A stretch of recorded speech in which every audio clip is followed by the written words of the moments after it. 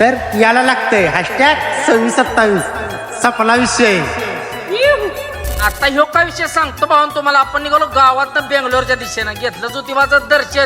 ज्योतिबाच्या नावानं चांगलं निघालो आपल्या प्रवासच्या दिशेनं. गाडी आपलं जरा ओढत होती, त्यामुळे म्हणलं अलाइनमेंट करूया. मग लावले अलाइनमेंट करायला भावाकडे. आलो कराडात तर दुनियाचं जाम लागलं होतं. हळूहळू आमचा कराडचा ब्रिज बाकी नादियाबाद दिसायला लागलाय बरं का. पुढे आलो तर हा कार कॅरियर आला बघा. झोपत गेलाय का पावसात स्लिप होऊन गेलाय. डिवायडर तोडून पड्यालच्या रस्त्याला. पुढे आलो तर बघा हे आपल्याला गाठ पडली मंजुळा, बांडाभाऊची मंजुळा. काय गुंड्या गाडी चालवत होता, बांडाभाऊ झोपला होता. म्हटलं आलो माऊली भाऊंच्या हॉटेलला. हॉटेल 2627. ड्रायव्हर भावाच्या हक्काचं ठिकाण. बागा टॉपचा विषय.